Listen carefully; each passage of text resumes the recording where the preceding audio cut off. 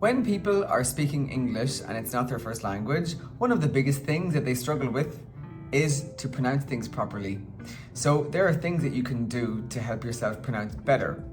It also depends on where you come from and what language you speak as your mother tongue, because people from certain languages will have problems with pronunciation in certain ways. So when it comes to people from Spanish-speaking countries, they have a big problem with the letters V and B.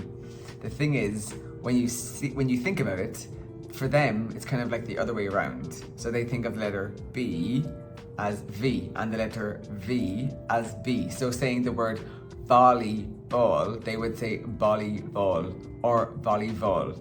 So you've got to remember the fact that V as this is V, volley. And then the B is ball. So you just say it like B. I had a student from Colombia a few years ago who used to overstress the B. He used to say because he kept saying because. So just be very careful between those letters, B and V. People from certain countries in Asia have a huge problem with the letters R and L. Now in the Ielts speaking test, pronunciation is a big part of the score. So you've got to make sure that you're able to pronounce letters correctly so that you can say the words correctly. So for example, the letters R and L, they say the other way around. Just like people who speak Spanish say the V and the B, people who speak Korean or Japanese, particularly as their first language, have a problem with these two letters. So instead of saying room, they would say loom. So you've got to remember one thing about L. The letter L, right? I don't know if I'm doing it correctly on this way. L. But anyway, the letter L, like, that way. Because I've had students who say Reich. So be very careful because it's L. You got to put your tongue either at the back of your teeth or you've got to put it in between your teeth. L. So show it L, okay? Like that. Like that. L. Like hello. Instead of saying hero, you'd say hello. So when there's an L at the end of the word, such as special, people from places such as Korea and Japan would say special. But they're saying an R. It's got to be L. Special. Oh, see? Like that. Special. So that's the way we'd say it. With the letter R, it's a bit trickier because a lot of students say it's difficult to pronounce, but actually it's not so much because they're saying it as an L instead of an R. So what you can do is you have to put your tongue to the back of your mouth. So push it back. But what you can do before that is curl it like this. Like that. So if you curl your tongue and then put it back and then kind of press it to the top of the back of your throat, you've got pronunciation for R.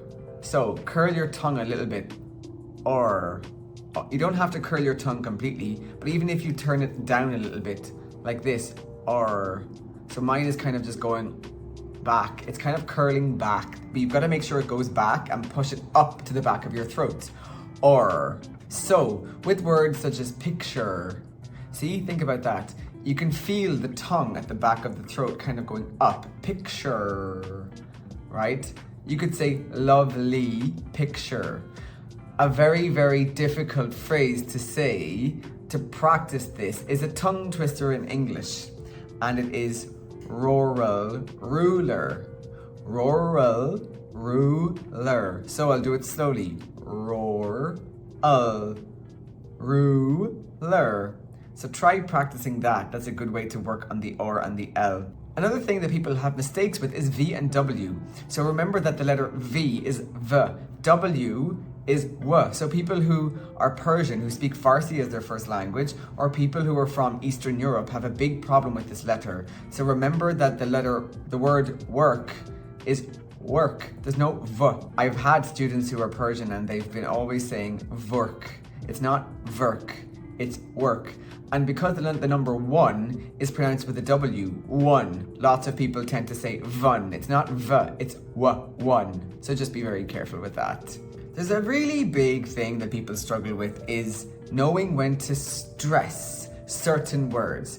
So one thing to remember is the context. So there's two things that you could stress in the sentence of I like food.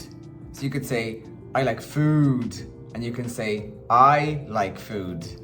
So the stress is different. If someone says, what do you like? What's your favorite thing? And you say, I like food. The stress goes on the food because you want to focus on the food.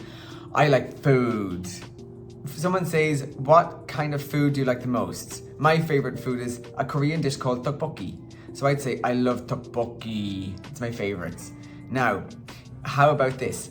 I love tteokbokki. It's focusing more on the person. If someone says, does anybody like tteokbokki? You say, yes, I like tteokbokki. Focusing on me. So you don't stress the tteokbokki, or let's say food, you don't stress the dish, you stress it on me because you're focusing on me. So if someone says, does anybody like horror movies? Yes, I love them. Yes, I love them. Yes. So now the thing as well is, you could stress the love. I love them. So if someone says, do you like horror movies? Yes, I love them, because you don't just like them, you love them.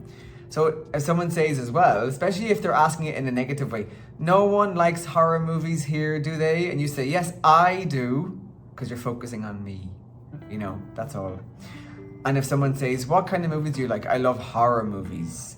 I hate romantic movies. You know, I'm not so keen on romantic movies. So stress the romantic part, because you want to focus on that. So you have to think about what it is that you're trying to put the focus on and stress that part. If someone says, what do you prefer, tea or coffee? Oh, I love coffee. And if someone says, no one likes tea, and you say, I like tea, meaning that it's you, focusing on you. But if someone says, what do you like, coffee or tea? I like tea. See, focusing on the tea part.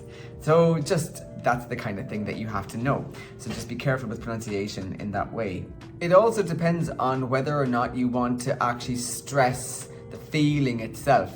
So if you want to say, she's so happy, right? That's general. How is she feeling? Oh, she's so happy. She won the competition. She's so happy.